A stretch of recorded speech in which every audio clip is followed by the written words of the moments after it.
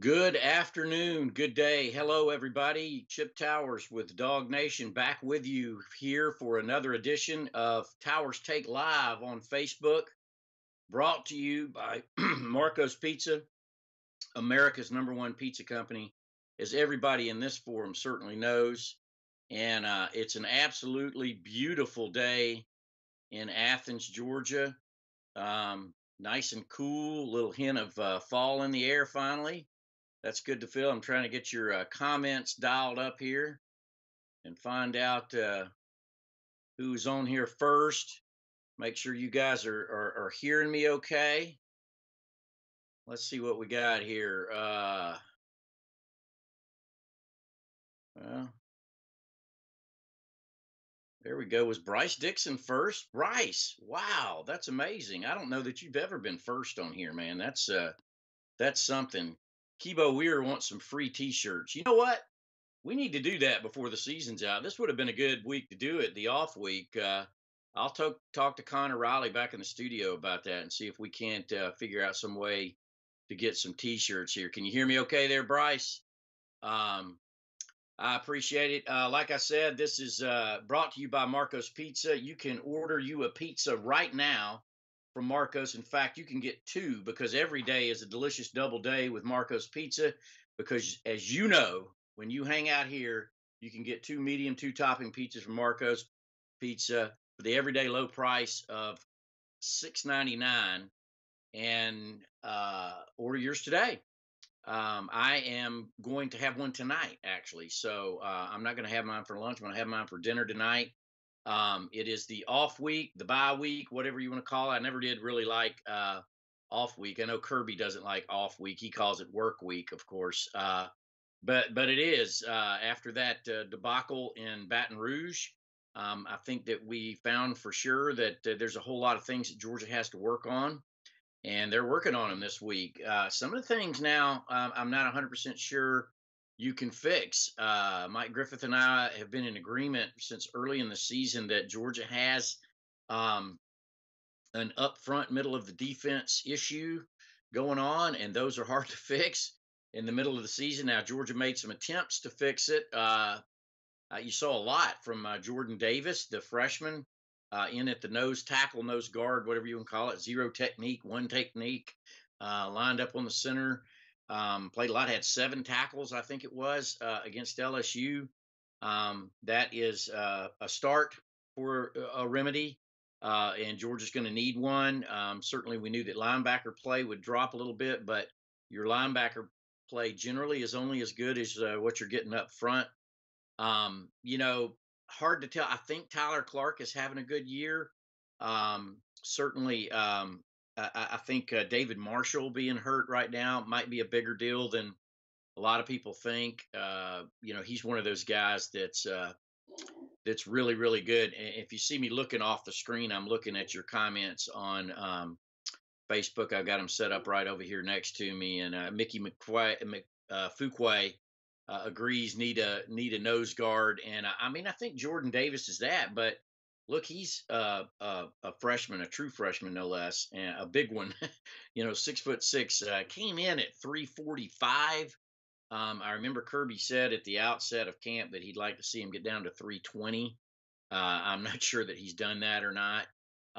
But it's hard to play that position as a true freshman. And, we all talked about, a lot of you guys agreed right here that one of the biggest issues that Georgia was going to have was missing John Atkins off of last year's team. We've also got injuries there with Daquan Hawkins Muckle. I don't know what his deal is. They never have said, but he hasn't played much really in the last 2 years. And then uh, Devonte Wyatt, who is was kind of brought here for that purpose, and I think they're happy with the athleticism and everything, but he's a little bit smallish for that position. And then, of course, you're getting everything you can uh,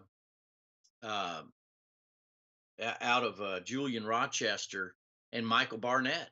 God bless them. I mean, now they're in there competing hard. Those guys barely. I don't think they give you 300 pounds in there, and you got to keep in mind in the zero technique, one technique position, you're generally taking on a double team every down. So that means 700 pounds of muscle. coming at you, and you got to be able to hold your ground. That's the main thing they want you to do is tie up those blockers. If you don't, they're going to shove you out of there and run it right up your tail, or either they are going to chip off of you, and that's going to get the guards going to be able to help with the second level, which is your linebackers. And so that's what's going on with Georgia right now on the defense. I really like most everything else about Georgia's defense. Yeah, Tony Moore's asking. Thanks for being on here. Tony Moore is asking what happened to Jay Hayes from Notre Dame. Hey, look, he's there. He's playing. He plays a little bit more 3 to 5 technique than he does in there in the middle. They've tried him in the middle. I've seen him in there in the middle, but that ain't his size. Now he's 6'3", 293, maybe something like that. I mean, that's not nose tackles. And you can play with a nose guard that size. You can. There are things you can do, but it's different than what Georgia generally tries to do. And then some other folks pointing out here. Let me see if I can get your name. I saw a few references to Ben Cleveland there. Use our Ben Cleveland bell again. Georgia's definitely missing Big Ben Cleveland. Now, I think Cade Mays uh, is a capable backup, maybe more than that. I mean, I think Cade Mays is really good. It's hard to, I mean, I'm not grading him. I really do love Pro Football Focus for that reason. Pro Football Focus goes back and grades these guys afterward, and so far as I can tell, Cade Mays is doing a pretty good job. Andrew Thomas is doing a good job. But look, guys, we've seen him get beat a couple of times, which is not a surprise when a first year starter over there. Sherry, my goodness, what is your last name? Faruzabadian. Faruzabadian. I love it. You got to tell me more about that name. Give me an enunciation chart in a minute. Any idea when Cleveland should be back? Great question. We asked Kirby that. He remains, vague on it. I mean, I don't think he's trying to mislead or anything. I think they don't know. It sounds like it might be a reach for him to get back this week. And I was a little skeptical of that from the beginning when he first went out with a broken leg, right leg, I think it is, lower leg fracture. There was a lot of talk about 4 weeks, which would put him back for this Florida game. I suppose maybe that's possible, but when you're 6'6", 345 pounds, and you're getting, you got other people to play, I'm not sure that they rush him back. That kid's got an NFL future. I'm sure he wants to play. I think Georgia needs him to play. There's a reason he was starting and had not relented that position since taking over for Solomon Kinley in the Auburn game last year. So that's an issue as well. So Georgia's young on the O-line. And look, as tough as this is for Tate, I think some of Georgia's failures in defensive line recruiting is what's you're undoing right now. Those battles you lost 2 years ago with Auburn and Michigan and other people for defensive linemen. Thank you, Daniel Taylor and Terry Locklear telling us fibula, Dr. Taylor. No, I'm kidding with you, but that's what you're missing on the defensive line right now is that. I do not agree with Mark Bratcher here, who says Fromm is a joke. I don't think you believe that either. If you're watching the games, you know that Fromm is not a joke. If you watch the 15 games he played last year, a lot of them against some very good competition, he's not a joke. Let's go ahead and dive into that now that you've brought it up. Mark Bratcher has. You're going to see more from. He's saying, okay, clearly you'd like to see him play Justin Fields, but no more Fromm. That's completely unrealistic. That's not going to happen. The bottom line is this: the Georgia coaches who have way more data and things to go on than I do, and you do. We have 102 snaps in live football games to go on Justin Fields. Jake Fromm had a bad day. Bad day at the office. I have bad days sometimes. Y'all see, sometimes I have more typos. I wish I never had typos, but sometimes I'm in a hurry. I'm in too much of a hurry. Sometimes I just read past them. Sometimes I forget to do my spell check. Sometimes I write a little better than others because I have more sleep or less distraction, what have you. Jake Fromm didn't have a good day in Baton Rouge, and a lot of that probably had to do with Jake Fromm. With LSU. But now, where I agree with you and where I think that we need to see some change is if Justin Fields, if we're being told the truth about Justin Fields, which is what we expect Kirby Smart to do in most instances, it's that he can run, he can pass just as well as he can run. He's not a run only quarterback. Well, then put him in a situation and let him throw. Give him some RPOs to work with. Do some things. Yeah. I mean, Bryce says regardless if he's not playing well right now, and I agree about that. And that's where I thought there might have been some level of failure in the LSU game. Hell, give him a shot. Throw him in there. Jake's not having a good day. Justin's a changeup. Um, Chris Massey talks about 72% PR. I'm not sure where that is. I think he may be talking about his completion percentage or passer rating. Okay. Um, y- you know, uh, uh, he could be better. Jake could be better, but he's also able to do a lot of things that Justin's not able to do. I mean, that's the takeaway. But I'm in agreement. Let me make this clear.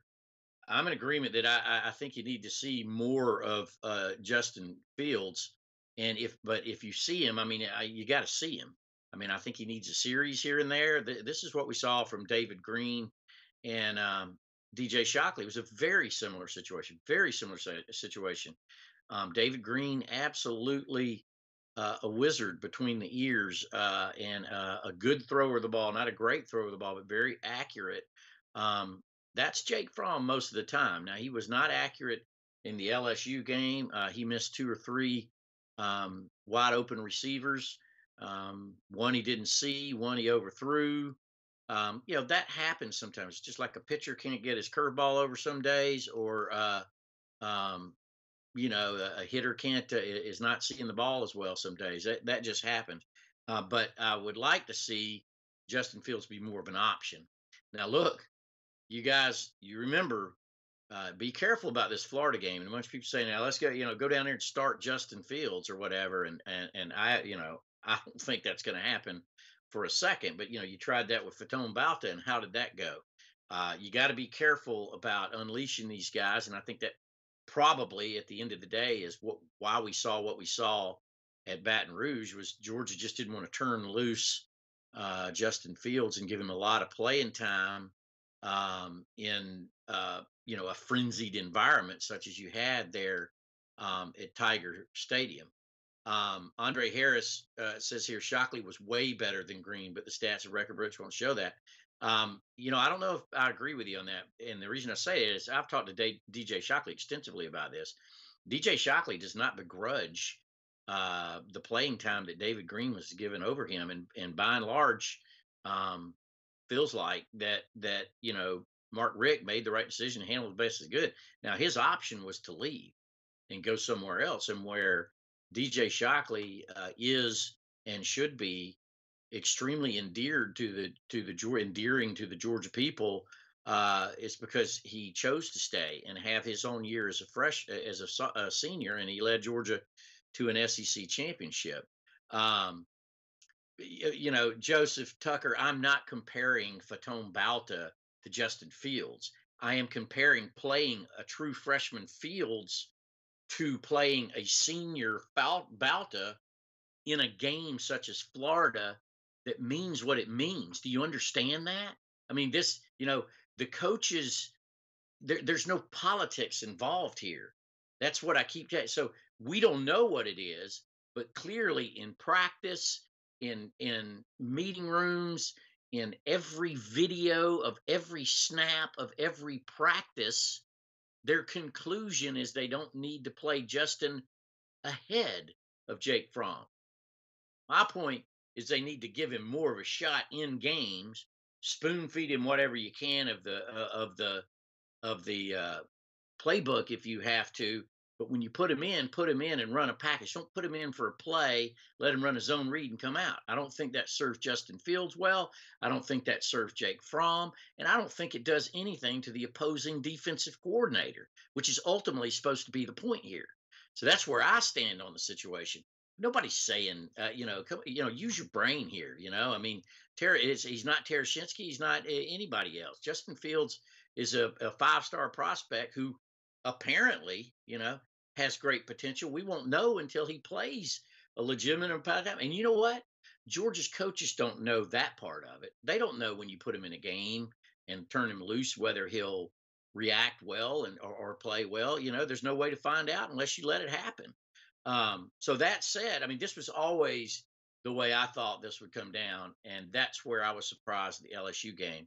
I thought it was Jake Fromm's job to own his team, to run up to and until he's unable to run it. If he doesn't play well, then you give the other guy a chance. And if the other guy comes in and plays great, Jake Fromm may never be back. But, nobody owes anybody anything on this. I mean, Jake Fromm is not uh, guaranteed anything. Tavares Jason Taylor says, Chip, you're a Fromm homer. So you either haven't listened to a one word I said, or you're just trying to stir up trouble or something, because that's not true at all. That's not at all what I've said. My whole point here has been that Justin Fields needs to play more, right? So how that makes me a Fromm homer, I don't understand. I think you need to go find another podcast to listen to. Let's see if anybody has anything sensible to say on here. David Rill says Bama did at the end of the year, the middle of the season, not in the middle of the season. That's right. So the thing, this is a lot of people say look at Tua Tagovailoa, but Tua barely played much at all either until the national championship game. And is this a similar scenario? Could be, possibly so.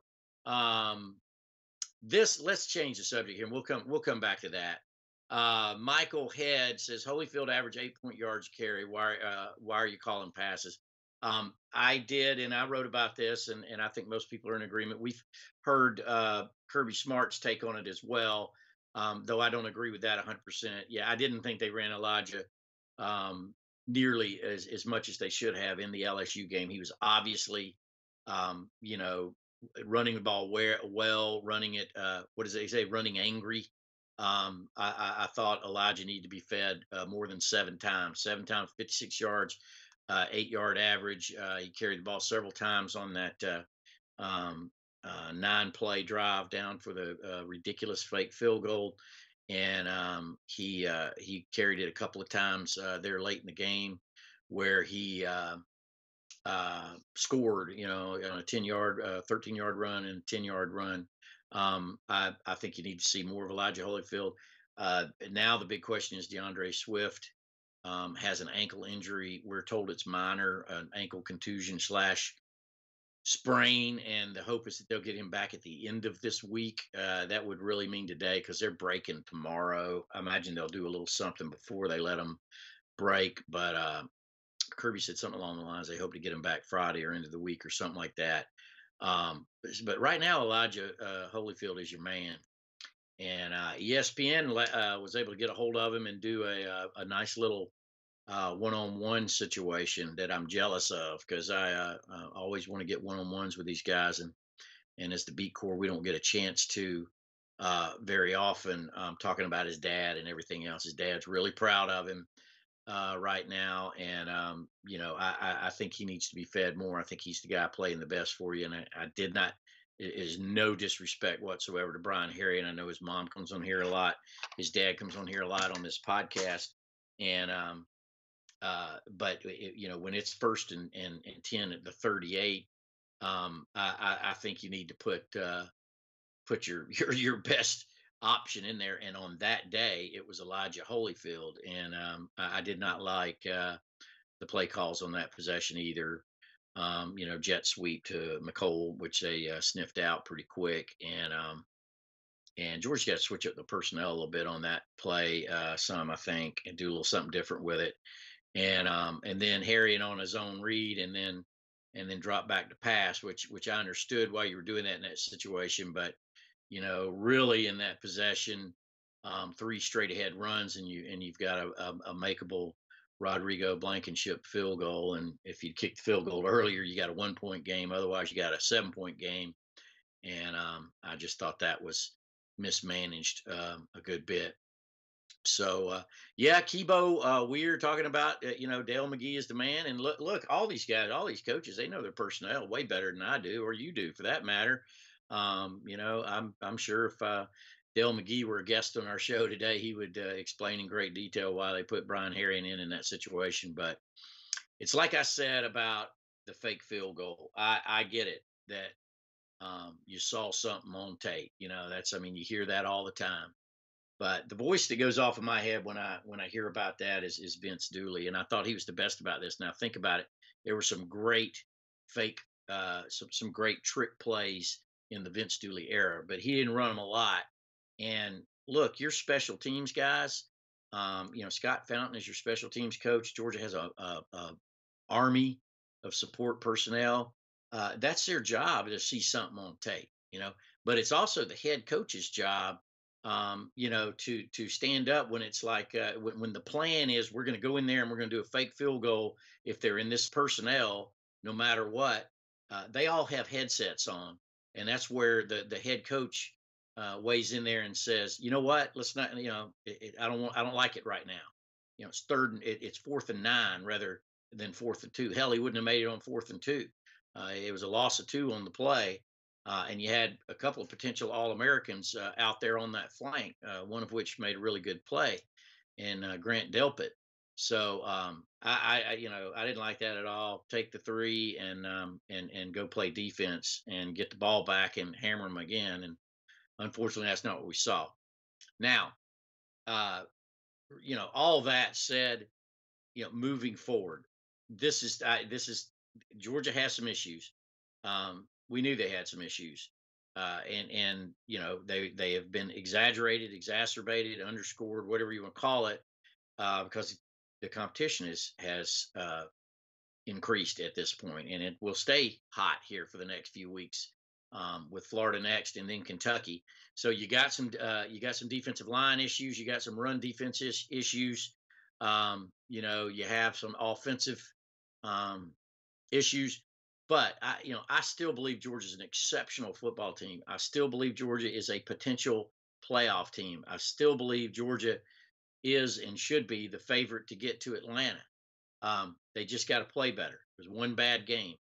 And if you look at Alabama as the example, and Alabama is the standard that everybody is pursuing at this point, they've lost every year except for 2009, one time somewhere, and that's going to happen.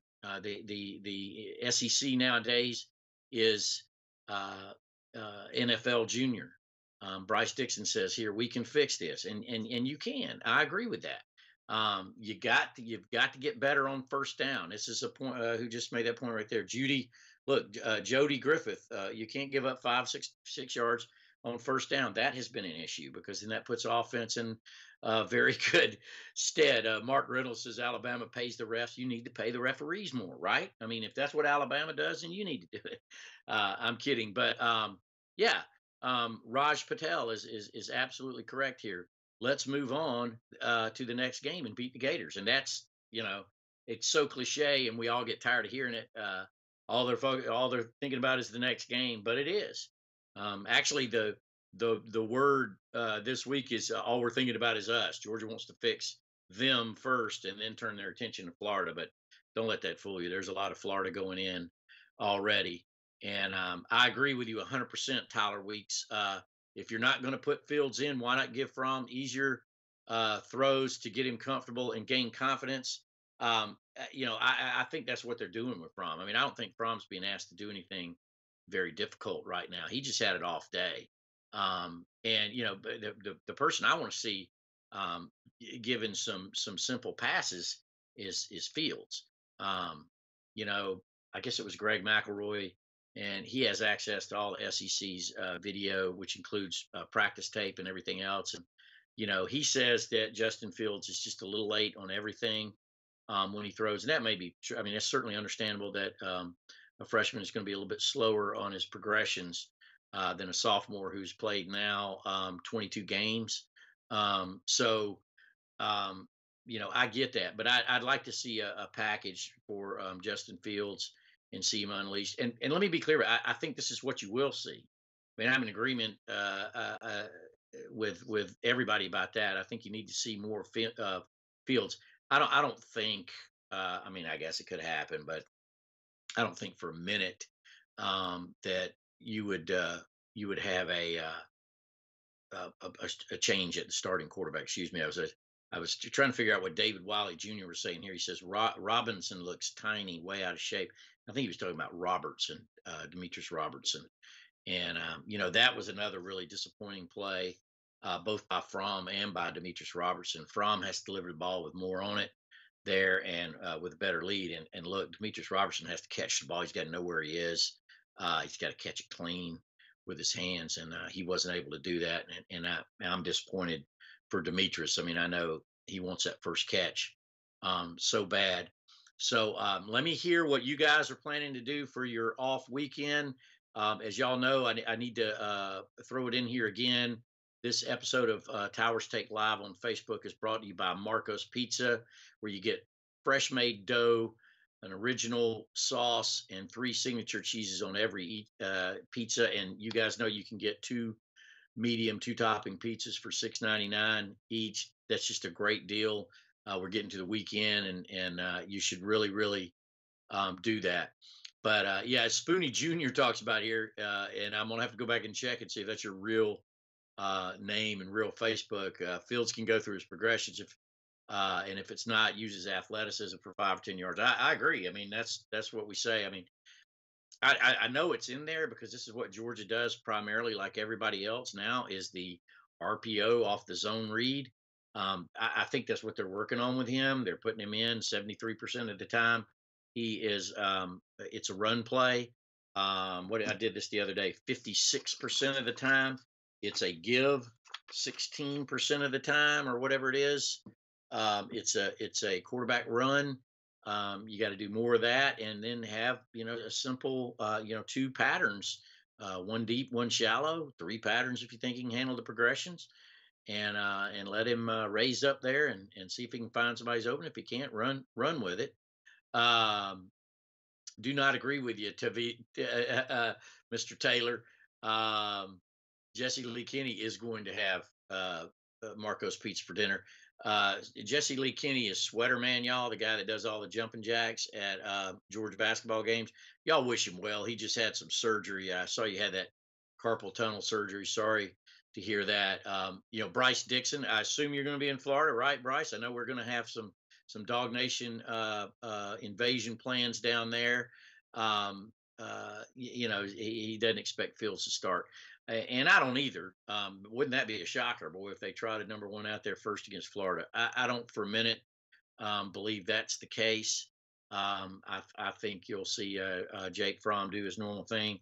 But I don't think you'll see Justin Fields do his normal thing, which in the last 4 games has been to come in for 1 or 2 plays and then come out. This is the breakdown that I did of every play that Justin Fields has had in the game this year, and it's amazing how it's kind of his use is dissipated as the season has gone along. Now, he did play some meaningful series against Vanderbilt and a little bit against Tennessee.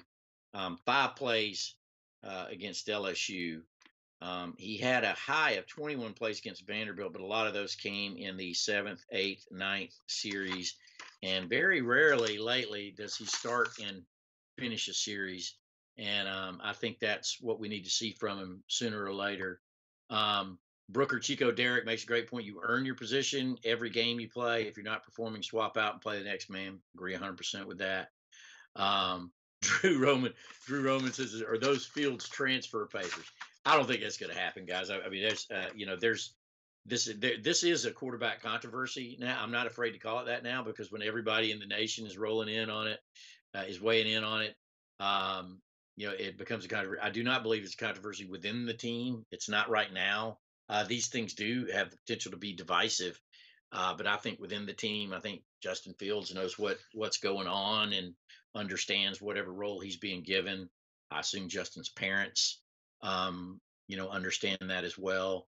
Though, Kirby and college staffs don't spend a lot of time talking to parents about what they're doing.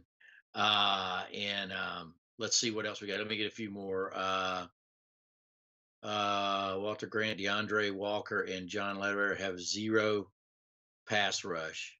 Um, well, that's not true about DeAndre Walker at all. I mean, DeAndre Walker leads the team with 5 sacks and is playing very, very well. There, Walter Grant, they're not using much for pass rush, and Jonathan Ledbetter, I imagine, because of Georgia's weak play on the nose guard position, is getting a lot of attention. Because I think Ledbetter is one of um, your better players. But if you can double him up or handle him one on one, and the same thing goes for Tyler Clark, then you're gonna be in pretty good shape. And I think that's what is happening. Now, this is Chris Curl's opinion. This is not mine. Whoever was telling me, saying I was a Fromm homer a while ago. Chris Curl says Fromm is hands down better than Fields. Let's get your comments, and we got about 5 minutes left, so we'll wrap this up. He doesn't believe Fields is ready, and I think that the coaching staff would agree with you on that. Okay, Chip starts from. If he starts to choke, put Fields in and keep him in. It's okay to swap out quarterback. I agree with you on that, Mr. Ms. Decker. Absolutely, I think, and I think that's what we'll probably see from Georgia. If not a whole series dedicated to Justin, just when Jake gets in trouble or is having a bad day, try the other guy. Get him a package ready to go and get him ready to go in there and play. I think. Jackie, so beautiful. Cobbins says put Fields in. Philip Jordan Wells says, I've been saying it's not Walter Grant's roles. He's at star most of the time. Spot on, Chipper. I like Walter Grant a lot. I'm not, Georgia's playing him at that. He's playing him in the outside linebacker role that Lorenzo Carter had a lot of times when people were always like, where's Lorenzo Carter? And, it's like 90% of it is not rushing the passer. You got to have a guy out there who can cover a lot of different people, who's athletic, who can get out wide. Walter Grant has great athleticism, great speed. Don't be surprised as he progresses if he doesn't get a look in there at inside linebacker like Alec Ogletree did, and uh, Leonard Floyd and guys like that. He's that type of athlete. But right now, I mean, he's doing what he's being told to do. Um, uh, yeah, have Kirby call Nick Saban and ask him about swapping out quarterbacks. Now, I don't think anything's wrong with either one of Georgia quarterback. Look, this was not original to me. I think this might have been David. I was on the radio this morning with David Johnston and Sam Franco of WRFC, and I think it was one of them said they would take Fromm and Fields over Felipe Franks when it comes to the Florida game. And I think it's true. I think Georgia has a good quarterback situation. I think it didn't go well Saturday, but I don't think Georgia has a fundamental quarterback problem. They have a youth problem overall, both offensively and defensively. Here comes right here, Patrick Champion, very well timed. Thank you, Patrick. 68% freshmen and sophomores. Yes, they're the youngest team in the SEC.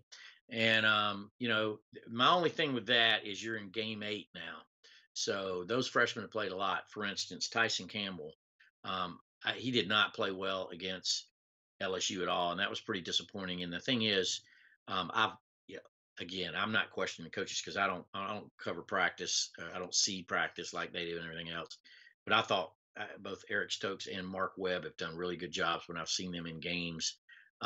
Again, if you're getting your head handed to you, um, put the other guy in, and I would have liked to see more of them. I mean, because Tyson Campbell was really, really struggling, and LSU was taking advantage of him, and you can expect Florida and Kentucky and everybody you have right now in this gauntlet of a schedule is going to continue to come back to him here.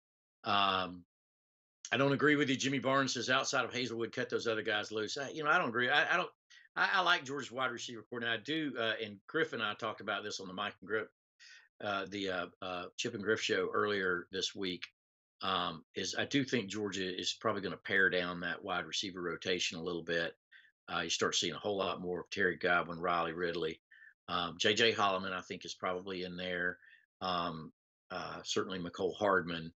Um, and no more than six guys. I think they're playing too many. I don't know that Demetrius Robertson is in there. He needs to get in there. I still believe Demetrius Robertson is a good player. Michael Head says, was Campbell number three? Yeah, that was him. Now keep in mind he's a true freshman. A 5-star signee out of Miami. Number two cornerback in the country. Everybody wanted him. So I think that's why he's staying in there. You need him to grow up, and they thought he'd do better than he did, and he had a bad game too. Had a lot of people have bad games. Um, Bryce Dixon says Tyler Simmons should be back for the Florida game. Yeah, he's been back anyway, kind of. And Tyler is kind of a designated um, uh, blocker out there. Jason Schmidt wants to know: are you and Seth still friends? Of course we are. Seth Emerson and I worked together for 3 years. There's why wouldn't we be friends? Spoonie Jr. The talent is there. Have to coach him up. We have time this season to see it come through strong. Let's see here. We only have 1 minute here, so give me your questions where you can. Mike Riley Jr. wants to know why we losing so many recruits. You're not. You had 3 that went away there in the last couple of weeks, and 2 of them was because you had somebody else coming. Yeah, Jimmy Barnes just says Tyreek McGee.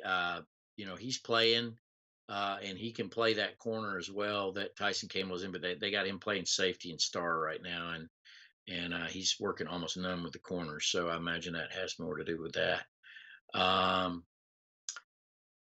right. Keon Johnson, more playing time. John McMillan wants to know. He's playing a lot, if you ask me, way more than he has in his whole season. Gerald Clemens asked, they say D-Rob not playing because of blocking. It could be. Kirby's been careful not to throw him under the bus for that, but I imagine that. I mean, it's a big part of what Kirby wants in that situation. Brooker Chica, what do you mean? Hey, we're going to lose Hot Rod? You're not going to lose Hot Rod. Hot Rod's got another year left. I don't think he's going to turn pro after this year. That's generally not very wise for a kicker. Anyway, we'll wrap it up now. Drew Roman says most likely flip. I don't know. Would Hazelwood be a flip now if he was committed to you at one time? Thank you so much. And I wasn't mad. Somebody said, "Why are you getting so mad, Chip?" I'm just being emphatic. When somebody says that I am a Fromm homer, that drives me nuts. I like a lot about what Jake Fromm is as a Georgia football player and what he's done for Georgia in the last 2 years. But in this situation, as in all situations when it comes to coverage of the team, I try to remain very, very objective. And my objective opinion is you need to use Justin Fields differently, play him more, and have more of a plan for him. Kirby likes to say the plan is no plan, which is not true. It's a cute another one of his cute sayings, but you need a little bit more of a plan. And when Jake Fromm's not going well, then give the kid a chance. That's all I'm saying. And when Jake Fromm is going well, there's no reason to go to the other guy. I mean, that's what practice is for, and he's getting better all the time. And sooner or later, he may be your starting quarterback. I mean, I think that's a realistic possibility. But both these guys are fighting like mad and competing, and they all want to win. Thank you, Jason. I am passionate, too passionate sometimes. Big weekend for me, by the way. I'm getting married, so I'm going to be out of the loop here for a few days. I will be back in time for the Kirby Smart's news conference on Monday. Getting ready for the Florida game, and that's going to be a great game, y'all. Georgia, number 8 Georgia versus number 11 Florida in Jacksonville at what's the stadium? It's not Everbank Field anymore. They've renamed it again. It's a name for another bank, I believe it is.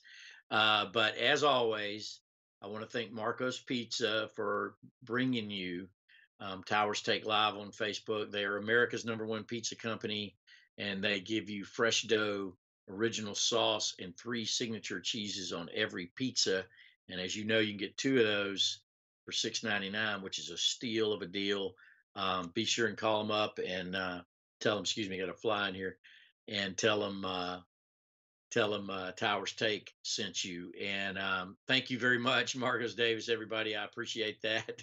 Uh, a big weekend for me, and I'm excited about it. My fiance's name is Christy Morel, and she'll be Christy Towers here in just a few hours. So I'm excited about that. But I will be right back at it next week, and well, I'll have some stuff up on Dog Nation later today, as will Mike Griffith and all the guys at Dog Nation. Thanks for the fun comments there. TIAA Field. Thank you, Travis Golf. That's why we love to interact with you guys. So for now, this is Towers Take brought to you by Marco's Pizza, and I will catch you next week. Thanks for hanging out with me. Bye, y'all.